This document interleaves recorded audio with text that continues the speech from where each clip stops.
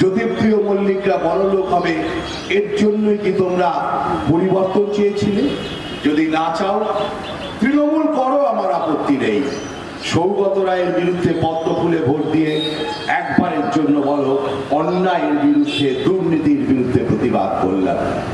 আর একটা রাজনৈতিক দল রাস্তায় নেমে বলেছেন, তিনিও বয়সটা আমারই মতো, বলছেন ভারতবর্ষের সব থেকে যে সংস্থাটা ভারতবর্ষকে রক্ষা করে এনএসজির বিরুদ্ধে, এরাই এর বিরুদ্ধে।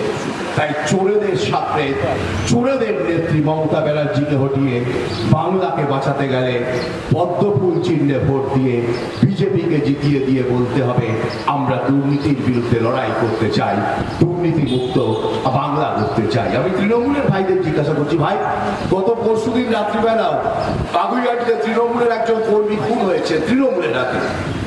এর জন্যই কি তোমরা পরিবর্তন চেয়েছিলে?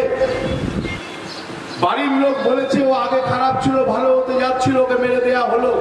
তৃণমূল কংগ্রেস করে ভালো মানুষরা থাকতে পারবে না, ভালো হতে গেলে পরে খুন হয়ে যাবে।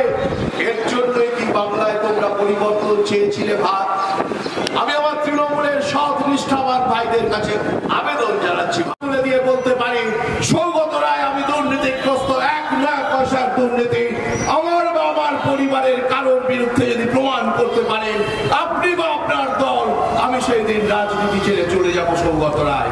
কিন্তু আপনার দিকে আঙুল তুলে লোকে বলে আপনি ঘুষখোর, আপনি চোরেদের সাথে, আপনি দুর্নীতিগ্রস্ত মানুষ।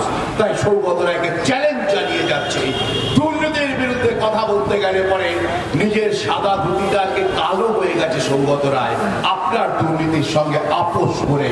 তাই আপনি যার দিকে আঙুল তুলবেন প্রমাণ করে দিয়ে বলুন আমার শরীরে দুর্নীতির কোনো দাগ আছে।